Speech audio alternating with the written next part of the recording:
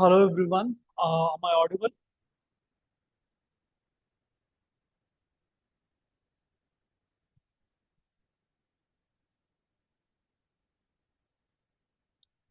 So yeah, right. So today we have with us All India rank 74, Harsh Nehara sir. See, I have seen many of the toppers from last 5 to 6 years. Everybody has their own way of clearing this examination. And coming to anthropology, if you have noticed, the papers have become difficult over a period of time. And if you see, this year paper was the most difficult in last 5 to 6 years. Okay, even if you compare the previous papers also. So the difficult most paper has fetched very good marks. That means anthropology is performing very nicely. If you can see the number of rankers below 100, you have many people. And at the same time, those who scored more than 300 are also increased. After seeing all the rankers and their own strategies, I could notice one particular standard approach, which I would say that it is going to be a foolproof one. Okay, so anybody can follow it. So even those who are new, they can follow it. Even those who are veterans, they can follow it. And it is going to ensure that you are going to get a minimum number of marks. So this is not something where shortcuts or tricks are used. So it is a standard one. So I would say the strategy of Harsh sir is so good that it would work for anyone. So he's going to help you with solving all the kind of problems, because here there are all kinds of people who are starting the preparation now and who are already into the preparation and are facing the problems. So now it is important for us to address each and everyone's concern. So I asked her, sir, to discuss each aspect of the preparation process. So now I welcome Harsh Nehra, sir, to take over, and you can keep asking your doubts in the comment section. So you can message over there, and I'll be taking up those doubts with sir once sir discusses his strategy. So slowly we'll move on to each of the aspects. Okay, I welcome Harsh. Hi Harsh. So we welcome him to ACT Science, and now he'll be continuing with his strategy.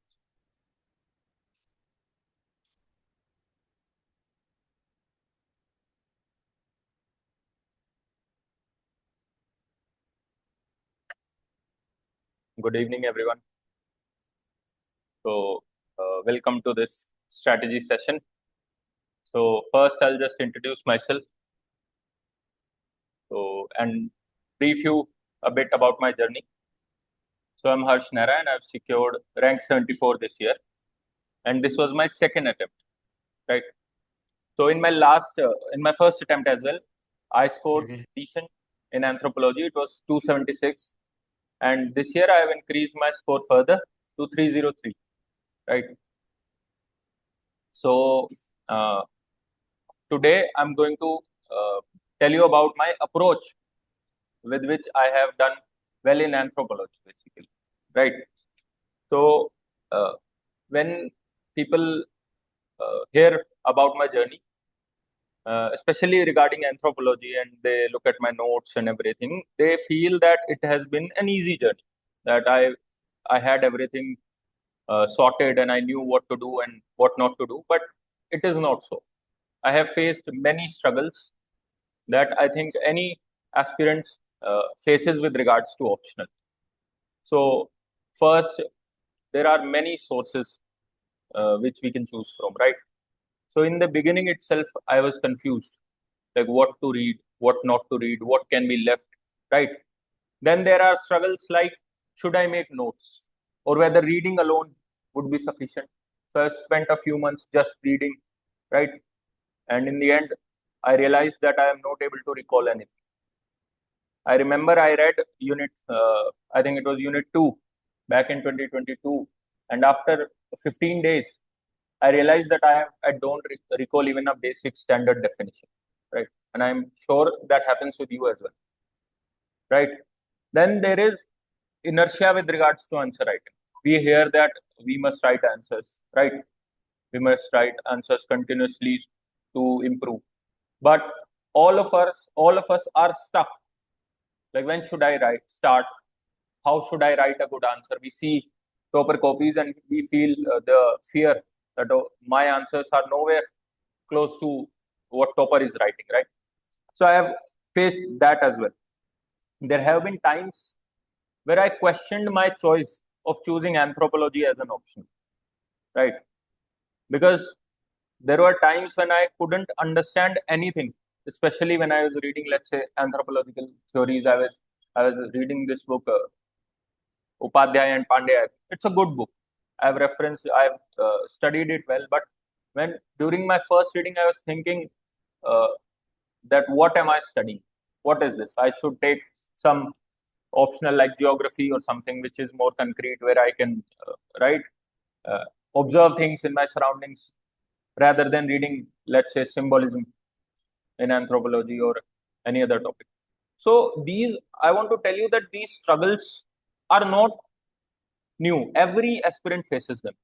But over a period of time, I think I have been able to overcome them with decent strategy, with practice. And so this session is majorly going to focus on these aspects, these struggles that we face, and how I overcame them, and how I was able to get decent marks, which ensured my selection in UPSC, right? So let's first talk about reading, how we should start anthropology, right? What we should read, what we should ignore, how we should read it, basically, right? So, with reading, I think when we are preparing anthropology, the first step, because many of us do not come from the background where we have studied anthropology in our graduation, right? So, what is the first step? The first step is reading the syllabus. One good thing about anthropology, and I think many of the optional, is that our syllabus is very detailed, right? So, when we read the syllabus, for example, let's say we read 9.1. The topics are mentioned there only: pedigree analysis, foster studies, twin studies, right? That we have to study these methods. What I would do, for example, today I'm studying 9.1, pedigree analysis. What I would do, I would take that topic, let's say pedigree analysis. Now, I can go into a book and I can read what pedigree analysis is. But if I have to read regarding what this exam wants, what I further need is, this is syllabus, let's say. What we need is PYQs as well. So what they will do, they'll tell me about dimensions.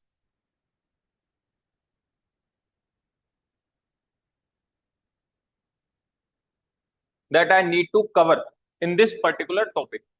So this will be topic and these will be subtopics that I need to cover. Right. Then what I did, I would take some basic notes, basic sources. For example, for physical anthropology, we have PNAR, we have other standard books as well. We have topper notes like Apala Map's notes, Mandar Sir's notes. You have my notes as well. You can reference them as well, right? And we have internet. Everything was available on the internet regarding the particular topic. So we have IGNU material. IGNU material is, I think, one of the best sources from where you can study. We have EPG Pathshala, right? So what I would do, I would read the topic from these sources. I've also referenced Akshat Jain and Vivek Bhasme book to know what all is required, right? So I would read the topic from 3-4 sources. I would make up my understanding. I would understand what pedigree analysis is, right? And I would make sure that all these dimensions I've read. From there I would then make my note.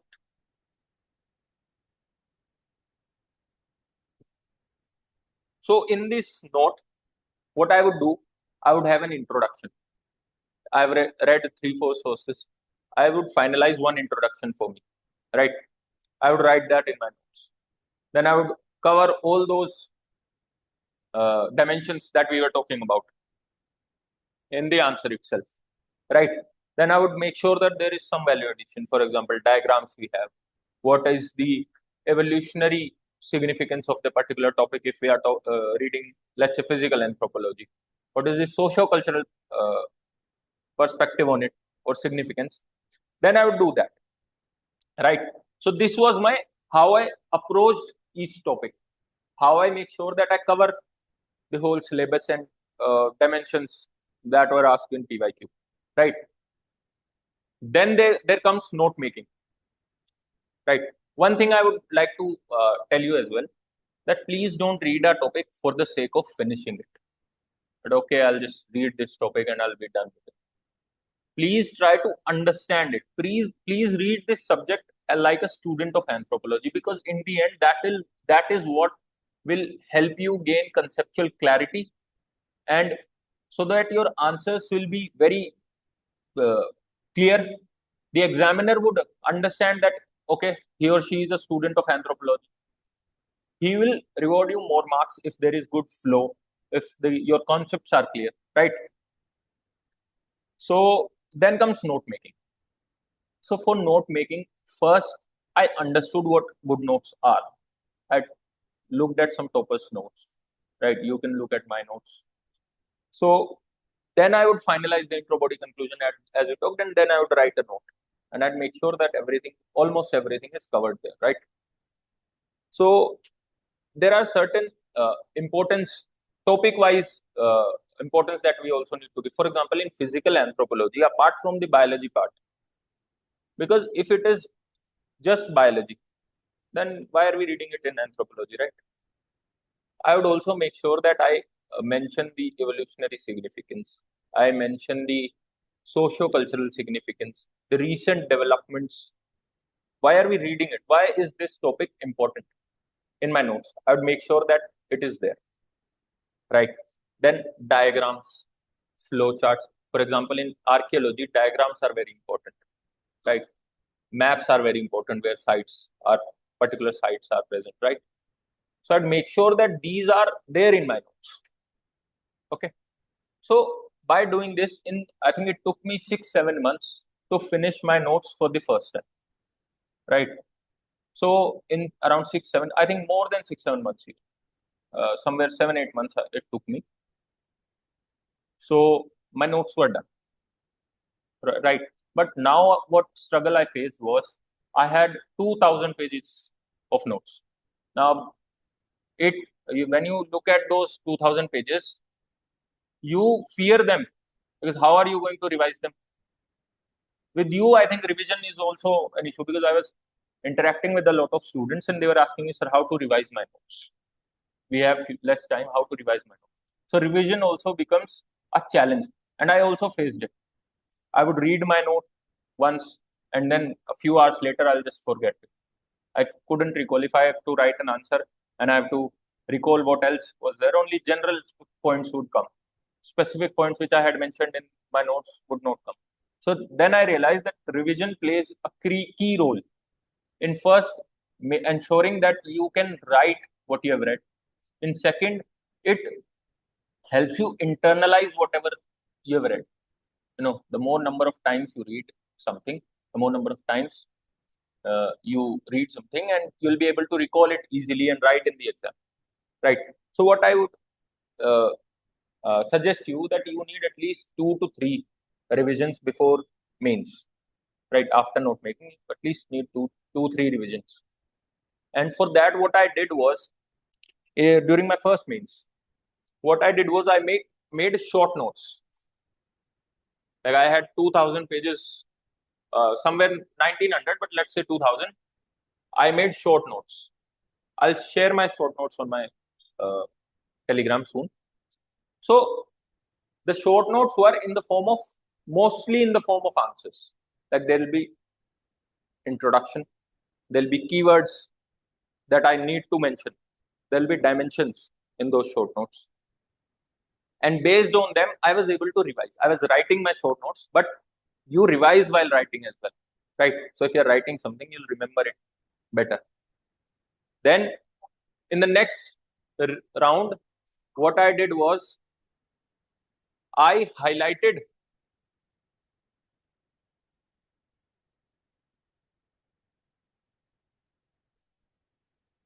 the keywords.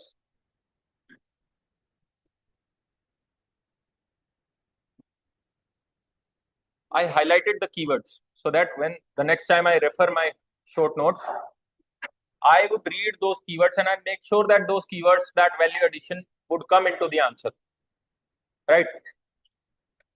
So I did it multiple times. So I practiced diagrams a lot. So that helps you in revising. So revision through short notes is also a form of answer writing, according to, right? It can help you in structuring your answer well, right?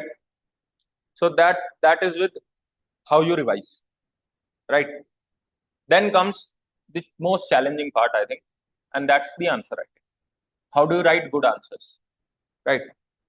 So after making notes, after revision, still we are not able to write answers because there is inertia. We don't recall something well. We are not able to break the answer to question down in what all is required. So I think here PYQ and topper copies helps, right? So what if you're not able to structure your answer well? What you can do is you can look at topper copies. You can read the question that was asked in test, and you can try to answer that without looking at the topper's answer. You'll try to analyze what all you can write, what you think is required to be written in this answer, right? And then you can match your answer with the topper answer. So if there is some gap, you write that gap up. This is applicable in both GS and anthropology and optional, so that you can align your answers with the topper's answers, right? So by identifying those gaps, you'll be able to break down the question well. You'll be able to structure your answers well, and then you write answers. So one approach is, once you have done all this revision, you have made your notes, you have revised something well, then what you do is you start uh, teaching your friends, or teach yourself, so that there is a flow in your argument. Because in an answer, I think a flow is also required. If you're talking about, let's say, features, then you can write crisp points. If you're talking about features of something, but if you're analyzing something, then I think creativity and that flow of arguments is rewarded. So you can in GS, I think crisp points work, but in anthropology, I think 2-3 line points are required, because you have to analyze, you have to present your analysis from the anthropological perspective, right? And try, while writing answers, I think you must try to make your answers look like anthropology answers, because it is an issue with us that we write GS answers in anthropology, especially in paper 2. So how can you make those answers anthropological in nature, right? You can use the anthropological language. For example, if you read this book called, I think, Adivasis, there's a book on Adivasis. I think it's called Being Adivasi, Contemporary Tribe. So if you read that book, you'll understand the problems of tribals. You'll feel those problems yourself, because the language is in itself is so good. So if you write your answers in an anthropological language, which the examiner is able to connect with, then I think you'll get more marks. Further, what you can do is you can add case studies, the research aspect of anthropology, like what is going on in this particular topic in anthropology. So that makes your answers stand out.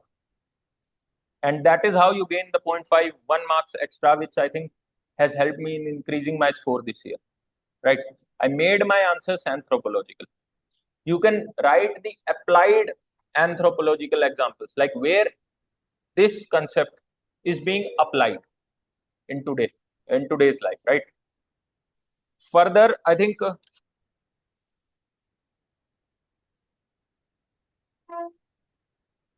you can also mention contemporary relevance. Again, it is different from the applied part. Contemporary relevance is, why are we reading it today? right? Why are we reading religion or the changes in religion today? For example, if we say there was this question, the approaches to study religion in the contemporary aspects. So what is happening in the sphere of religion that it is crucial for us to study? So what is happening today? The digital congregations or the digital darshans are happening, right? People are building online communities surrounding religion. Then I think there is one book, How Religion Becomes Real. So there, I think the author mentions how Gen Z is becoming more spiritual, right? Why? Because what was the functional aspect of religion? That whenever there is stress, whenever there is uncertainty, humans move towards religion. So what is happening today is there is climate crisis. There are economic downturns. So that is putting stress on the individual, and we are becoming more spiritual, right? And new forms of spirituality are emerging. So if you write these things in answer, the examiner will understand that okay, he or she is a student of anthropology, and if they can connect with you on that level, I think they'll reward you more.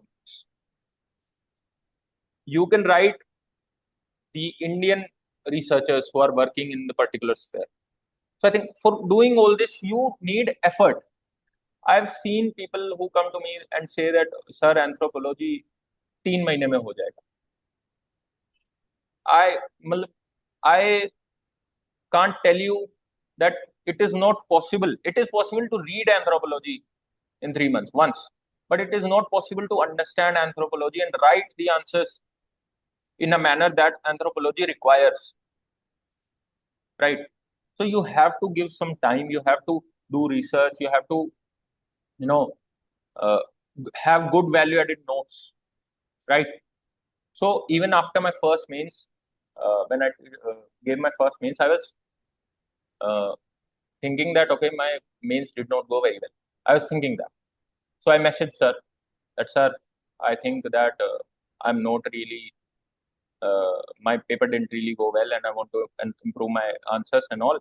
So then as I was the part of the advanced course, what I did was this value addition that I made. So again, you need to do your basics first before going to the advanced part. You must have very strong basics. You must have notes. You must have revised them well. You must know what anthropology is. And then when you move towards these research aspect and adding contemporary relevance and applied examples, then you can gain those extra 25, 30 marks which are required. So if you do the basics, which I was telling you, you can ensure around 260 to 70 marks.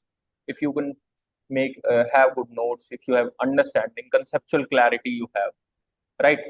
And so then I think, and you've written good answers, you have covered all the PYQs, then 260, 270 is achievable. I have friends who have done that, right? But to cross that threshold now, then you require effort, right?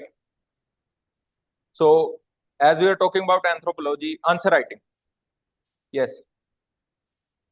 So you have to play with the perception of the examiner. You have to tell the examiner that I am a student of anthro, right? This you can do by referencing, let's say, putting the Indian examples, the Indian researchers into your copy. The United Indian Anthropological Forum, it has various sections where, for example, if you're writing an answer on primates and you want to add something extra, what you can do is you can go to that website, you can find out which researcher are working in the primates, and you can just have one or two names or some, let's say, some Indian primatologists who have done great work, and you can just put in that work. So the examiner would feel that okay, the student belongs to the anthropological background, and then they'll reward you decent marks, right? So you have to make your answers rooted in anthropology, for example, and you have to make interconnections as well. For example, this year there was a question on genetic markers. What are they, and population, how do they help in studying population diversity and all? So how you can interlink genetic markers? You can interlink genetic markers with archaeology through the out of Africa migration theory, right? It is through genetic markers that we know that humans originated in Africa and how their migration pattern happened, right? You can link genetic markers to adaptation and natural selection. The natural selection that we read in, I think, Unit 1. You can link it with that how certain populations have adapted to their natural challenges that they face. For example, the man in Andes or populations in Ladakh. So through genetic markers, we have studied them. You can use genetic markers. You can interlink it with paper 2 Indian tribes. So if these interlinkages are shown in your answer, I think the examiner will reward you marks, right? Then you have to have good understanding of theories and thinkers, right? Especially in paper 1. For example, if there was this question, theoretical perspective on linkages between language and thought this year. So most of the people would write Sapir-Whorf hypotheses. But if you have good understanding and if you have read the language section well, I think you can also mention, and you have read the theories well, the Harold Conklin worked in the Hanuno tribes.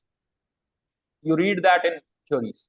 So he shows how the Hanuno are able to, with the help of their language and their thought processes, they can differentiate hundreds of species. You can also mention the Delheim speaking model here, right? So if you have good understanding of thinkers and you're able to write them in your answers, then I think you can gain that edge. But first, the first thing is you must have conceptual clarity. You must have basics strong. Only then you can add something extra, right? So as we discussed about the basics first, right? You can reference my notes. I'll share my short notes as well. And those who have come late, they can will put this session on YouTube. You can watch there, right? So then we talk about tests. We write a lot. Some of us write tests, right? So at times we do not get decent marks, or we think that should we write tests. So the utility of tests, I'll tell you. What is the utility of tests? The tests are not for you to score, let's say, 150 out of 200, 250. They are for you to analyze your preparation. They are for you to determine whether whatever you have read in your notes, whatever there is regarding this topic, are you able to replicate that in the real actual examination? And if there is some gap, how would you improve in the next test? That is the real goal of test in both GS and option. Then we come regarding paper attempting approach. Some of you were asking me about how do we attempt the paper. So I'll tell you my strategy. We have to choose 3 questions and 2 are mandatory, right? The first and the 5th questions are mandatory. So everyone has to write them. But how do we choose the rest of the questions? So my approach was that I must know the 20 marker well, decently well, at least 80% well. And one of the 2 questions in 15 markers should also be good, that I have decent command, should have decent command over them as well. Only then I would pick up a certain question. So if I don't know the 20 marker at all and I'm picking that question, so that would, according to me, would be a wrong choice, because it is the 40% of your marks of that question is in that 20 marker only. And if I know only 20 marker and the 2 15 markers are a bit dodgy, then that would also be a wrong strategy, because then 60% of the marks are there, right? So this would be my approach to pick up those questions. And I would try to pick up questions from the topics which are more scoring. For example, physical anthropology and archaeology are 2 topics which are scoring, because there is not a lot of subjectivity in them. Yes, you have to mug up a bit in archaeology, but if you do that, it is one of the most rewarding part of the exam, right, of the syllabus. So you can reference the notes as well. You can read them and you can try to mug it up. There is basic structures are there regarding how you can approach particular questions. So this was the basics. So now, as we were discussing, how do we gain those 25 extra marks? So if you have time, you can आप research में देख सकते हैं, आप खुद से देख सकते हैं. But if you want that, okay, एक जगह compile होकर some कुछ मिल जाए, then I think there are a lot of mentors. For example, I chose Sir. That is also decent, but that is after you have done the basics, right? That is good. Now, some of the people asked me regarding paper 2, because in recent times we are seeing that despite the paper being hard, people are scoring well in paper 1, but in paper 2 the scores are going down. So what needs to be done? So again, the thing is that the answers of paper 2, people find it difficult to make them anthropological, right? We write GS type answers in paper 2 regarding tribal problems and all. So what you can do is, first is your language. I was talking about, you can write, read that book, Being Adivasi and Contemporary Tribes. You'll understand the language that is required, right? For second, your conceptual clarity should be there. For example, आप सिर्फ Akshay Jain sir की, it's a good book, but it is good for 2019-2020. Now the nature of exam has changed, right? You need to do something extra. So आपकी conceptual clarity भी होनी चाहिए. Further, you must add, I think, case studies, what research is being done. Then examples must be from the Indian tribes, especially those who are in news. If you are able to put that, I think you'll be rewarded in paper 2. At least that has been my experience, because I've improved my marks this year in paper 2 as well. So contemporary happenings must also be there, right? So this is how you approach paper 2. So I think I've discussed my strategy in detail. Now I'll be taking your questions, right? I think offline and online both will, one offline and one online.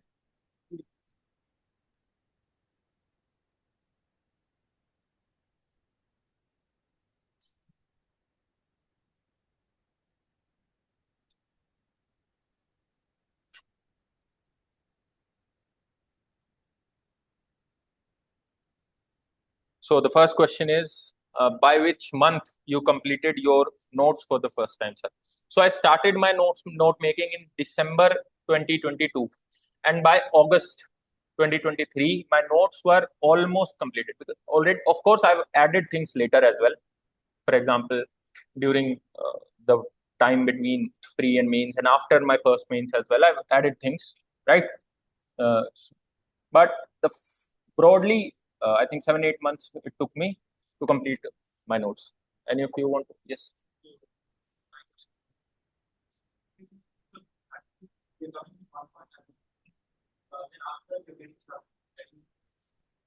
how do you get the extra marks and how do you exactly compile all the data? Because right now many problems are very hard, but in but what is that? How did you collect it?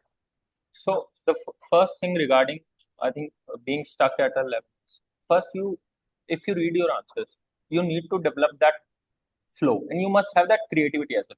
What we do is, at times we read Topper's notes and we try to replicate only that in exam. I think in anthropology that does not work. Like if you read my notes and you try to replicate that, you might not get as much marks as I have, because to be honest, anthropology rewards conceptual clarity and creativity in this exam, right? If you are able to base your arguments, then I think to some extent you'll improve your marks. Further, what I did was, I was on Telegram. There are a lot of what I say value addition available, but everything is scattered. Yes.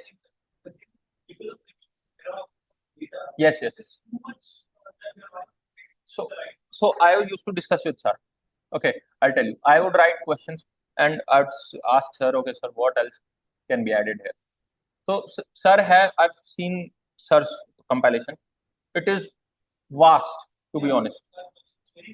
No, the Excel of sir. But what sir would tell me is that, okay, these 2-3 aspects are important. Add them to your answer. That I would do. I would limit myself in value addition as well. You have to do that. You have to limit yourself in value addition. You cannot expect yourself to write 8 scholars in an answer. 1, 2, at max 3 are enough. So pick that value addition, whatever you have. Yes, yes. Wherever newspapers, resource and articles and research papers, if you can get them, just but limit yourself there as well. You can't expect yourself to have 8 case studies on a single topic. Have 10 case studies that you can use everywhere. That is you must do.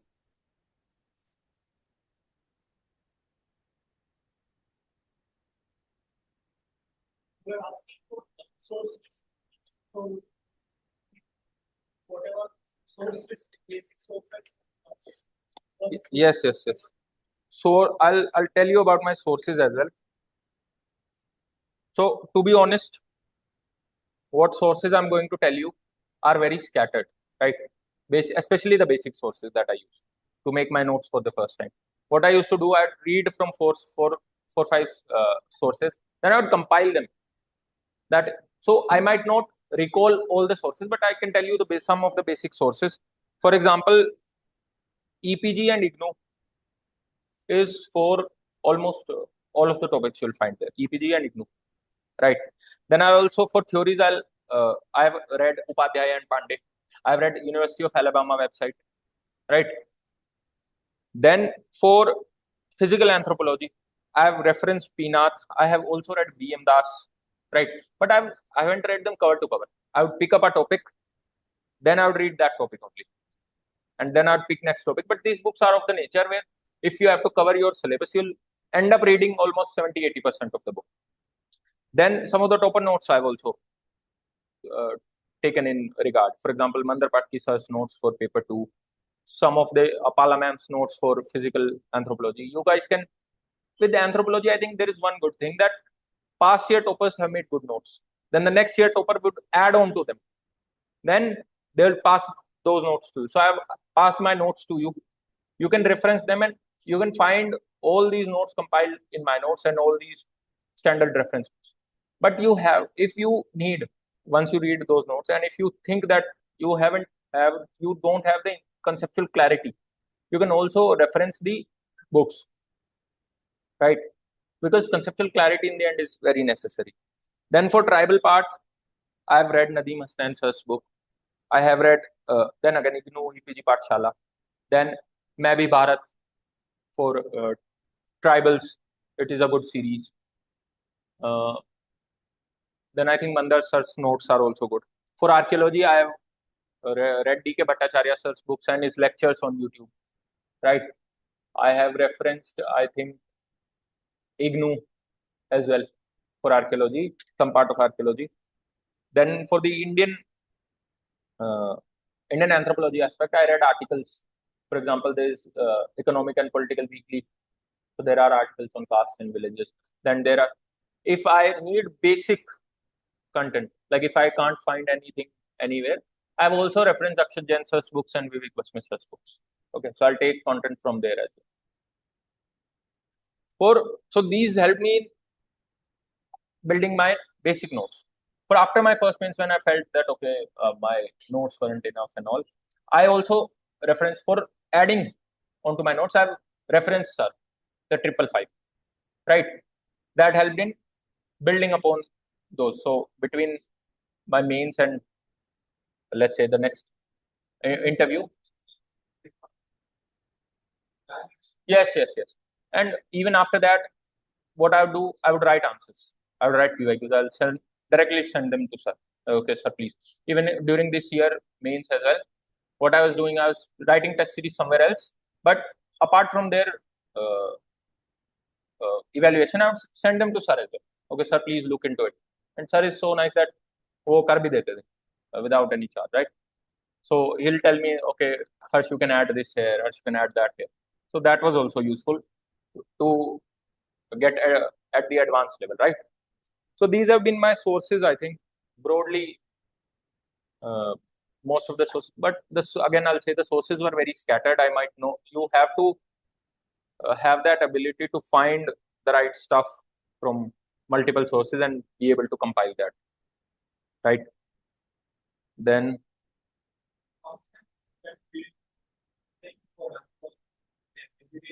45%. Like I was reading almost every day, but 45%. Because because to be honest, I scored 276 in the previous attempt, but I thought that it was a fluke. So I was scared that, okay, the score might drop this year. So I have to put in effort. I have to put in that extra effort. And in last year, I scored low in it, right? So this year as well, I wasn't going to trust interview for the selection. What I needed was that I should make my means so much better. So for that, anthropology should play, your optional will play a crucial part if you have to make your selection interview proof. So I was trying that, okay, I must reach above 300 or at least maintain 280. That was my goal. Yes, yes.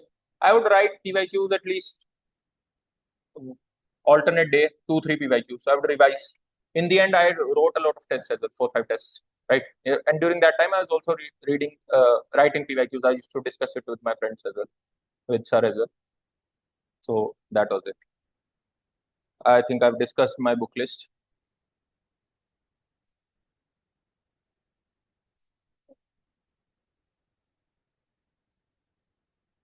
Answers from the very beginning. I think first you understand a topic, right? You make some notes, you understand a topic.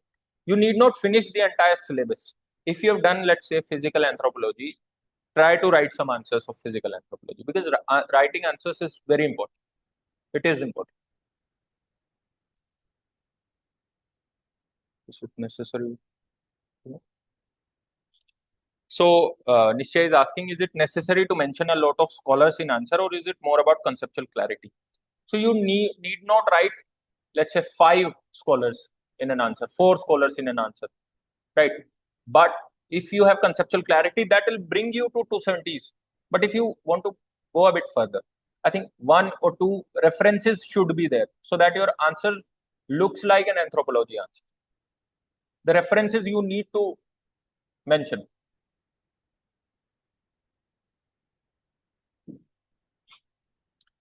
I think I've mentioned my strategy of attempting the paper. I think what I used to do is first I would write uh, the 3 questions that we have to write. First, I would write one of them.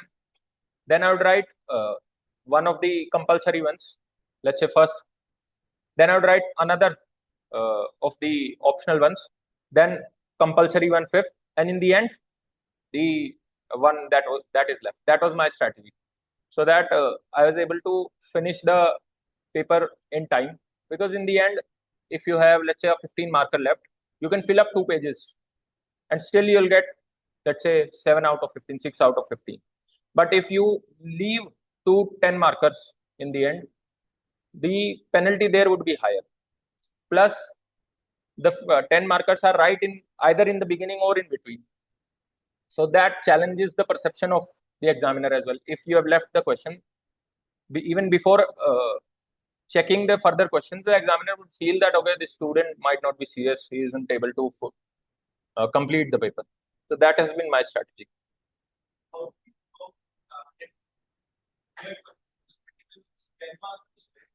The thing about weird questions is that if you write average or above average compared to your peers, you'll get decent marks. Yes, I think I had heard about David Barker somewhere. That was my luck that I had some reference of David Barker, right? Either in test series or somewhere. Some reference of David Barker was there. Then the majority of the question was embryological origin of disease. So how do disease origin when we are in embryo? Because mother's nutrition matters, mother's genes matters. So I would fill, let's say, 70% of my question with that. And then I think David Barker had some theory regarding phenotype. I'm not recalling it correctly, but I think I was able to write some.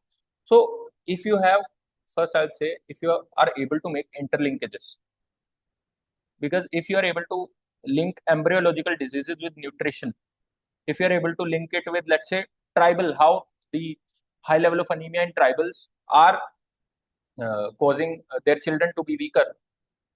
If you can link it with other, let's say, analysis techniques through which we study uh, the disease, so you can write 4 5, at least 4 5 more points. So you have to develop that interlinking skill to deal with the unconventional questions.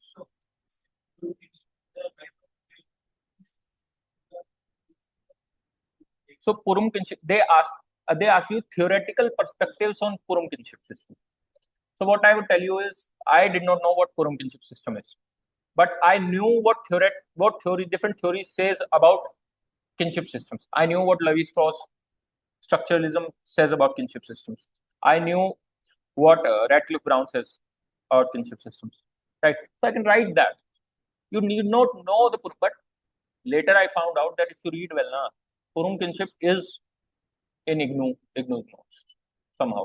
But that's not necessary. What is necessary is if you have conceptual clarity, then I think you can write. And then the next you ask mitochondrial evolution. So we read about mitochondrial leaf. We read about how mitochondria is transmitted from the mother only. So yes, so you can write them, and you can write how mitochondrial studies today, the studies regarding mitochondrial evolution and uh, passing of mitochondria are helping us. You can write some basic points, and that would be average or above average compared to your peers. And so the examiner would reward you more because at least you have written something, right?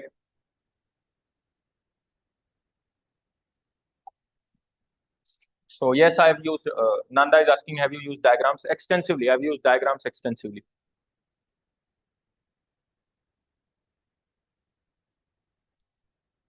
So what was the source for value addition? I think I used Sir scores along with I think United Indian Anthropological Forum and Anthropological Survey of India. These I used to look into them.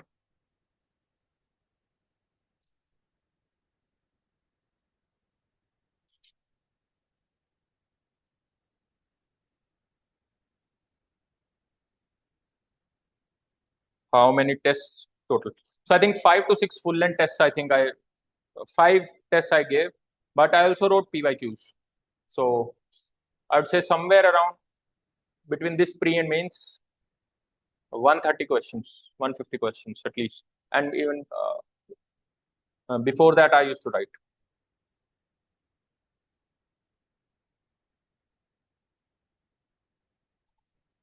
So if you are not able to revise properly, I think we have discussed revision here.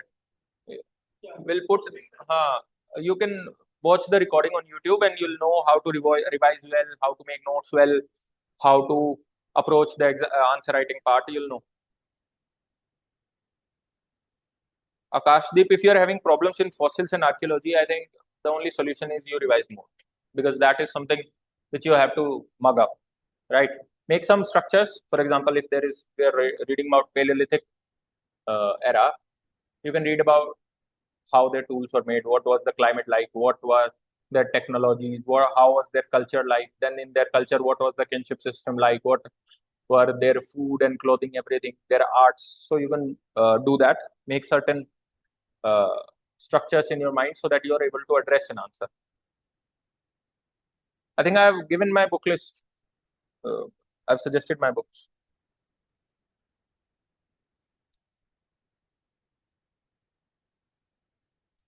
Yes, answer writing you should start after finishing one topic. Actually, you should try to write some basic answers then. So for 2027, I think I'd focus. If you are attempting 2027, then the focus should be on mains till about December, and in that, I think 40% of your time should go to your optional as well. That's how I would approach. I would finish my notes. I would write some tests, PYQs. I mean, you can, if you want to rely on ChatGPT for evaluation, the thing is, it can guide you well regarding structure, regarding how to break down answers. But please cross verify the facts because ChatGPT tends to give wrong information sometimes. So how many tests I totally? I wrote around 5 6 full length tests this year.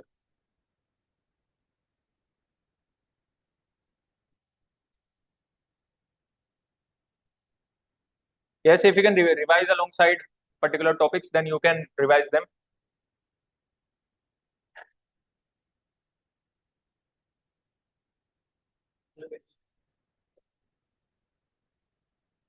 I mean, if you are on my Telegram channel, right? So I have posted a voice note regarding my GS strategy, and I also plan on taking a separate VC. So you can join my Telegram and we can discuss because the GS strategy, I think it will be in detail, and we don't have that much time. You can connect with me on Telegram, and if we can host a session there regarding the strategy in GS as well. I think we've discussed most of the questions. So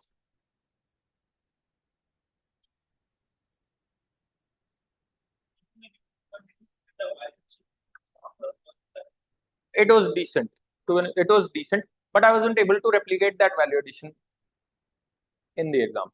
I might have written some, but not to an extent जितना मैं इस साल कर पाया हूँ. Yes, yes. And yes. At least something which the examiner would feel is good enough to reward one extra mark.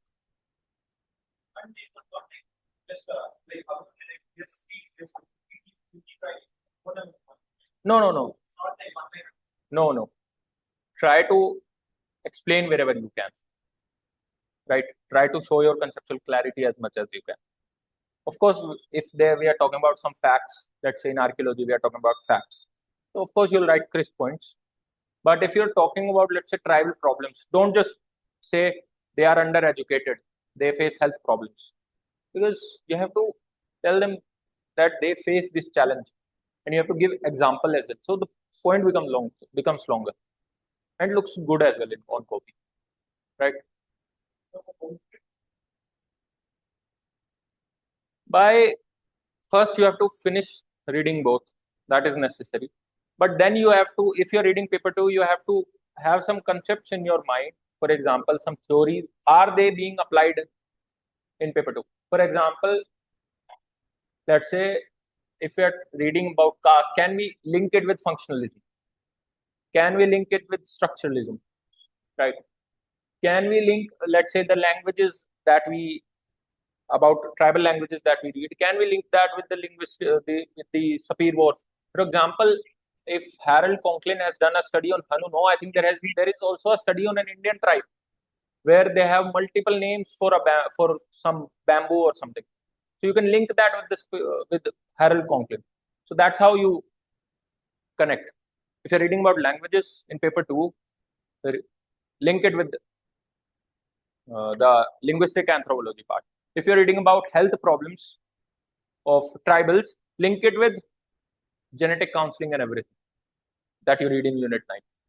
If you're reading about, let's say, adaptations in paper 1, try to give some Indian tribes example. For example, Ladakhi tribes that are there. That's how you do it.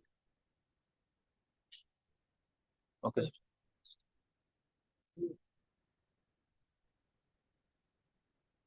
So, first of all, I would like to thank Harsh for traveling all the way to Hyderabad and trying to share his strategy on a detailed note.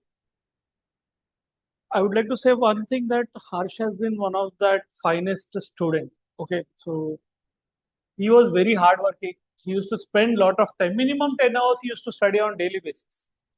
Okay, so whatever that he has got, it is not for free. That is through effort. And he has done it in a proper structured way. He did not do it randomly. And he did not go for something which one gets through shortcuts. Okay, so I have noticed that he used to study on regular basis, ask doubts on regular basis, get clarified. See, but I would say one thing, that he is very sharp also. So the thing is that I think others need to put more effort than him if one has to do it, because he used to solve 70 prelims questions in 70 minutes. This year his score was 130 plus in prelims. Last year also it was 107. So he was an intelligent person, and Next thing in mains, if you see, his scores are excellent. 116 in GS1. And in GS3, GS4 also, he scored very good. So the most important thing one should observe is that hardworking nature will really help. And at the same time, you should not go for shortcut. Do once properly, you will get a rank next time. So last year he could not make it, but this year he went below 100. So do it in such a way. Don't try to go for the shortcut part. And next, see, Harsh took some 8 months to prepare his notes, and he has built his basics. But somebody who wants to do it quickly and who does not have time, don't try to experiment yourself. Try to take some help. Okay, go for help. Don't try to do the things by yourself completely, because he has said, right, he started in December till August. He has just built his basics. That means he has put almost 8 to 9 months. Somebody who is targeting in 1 year or 2 years, so for them, I think the help is needed. Okay, so if you're reading the books, it will take this much of time. So what I would say is that if you are a beginner and if you're looking that you want to do things in a quicker fashion, so all the things like EPG and the basic textbooks and even the advanced part will be covered in the classes. Okay, so for those who are looking for help, if you have time, if you are having some 18 to 19 months of time in your preparation, then self-study will be worth. But if you don't have that much of time, you're just starting now and you want to give that time, then in that case, do not risk yourself in searching multiple resources and waste your time. At least if you're doing by self also, try to have some senior mentor or guide who will tell you what wrong you're doing. Okay, so instead of doing all the wrong things for 1 month and then getting to know that you have done wrong, better get to know on the day 1 or day 2 so that you can correct it. So course correction is very important. So keep this in mind. And again, I'll connect with Harsh to you people. I'll ask him to write a detailed strategy, what he has done for paper 1, paper 2, what sources, along with the links that he has used. So I understood many of the people are still unclear about the sources and this part. See, for the basic, he has already done. Advanced part, he was working with me. And at the same time, for evaluation discussion, we were doing.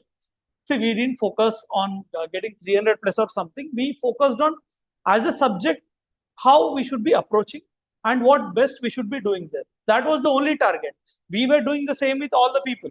But some people were able to execute better. And this year, I think almost all the main students who have written, they have scored about 260 plus. I really don't find anybody who scored 260, less than 260 with us. Only very few. Okay, that too, if they have not written 50 marks, 60 marks in the paper. If they have not completed the paper, scores will definitely go low. So I'll connect you with the Harsh again, where he'll be providing all the things. And if you have any personal doubts also, I'll give him a telegram handle where you can reach out to him. And at the same time, some people have asked regarding the short notes. So I'll ask that also to be shared with you. And even I'll be sharing in my channel as well. So from there, you can get it. If you have any further doubts, you can either reach us at this number. You can call us or you can WhatsApp, Telegram. So they'll help you connect with the Harsh sir for any further doubts you have. Okay. So I think that's all for today. Thank you.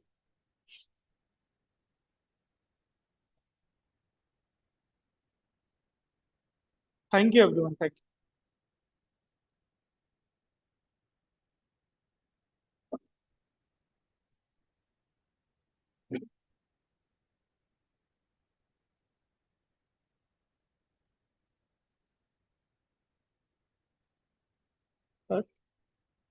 They have to leave.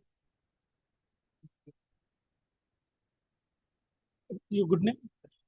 Time flight time. So that is the reason I have to end it.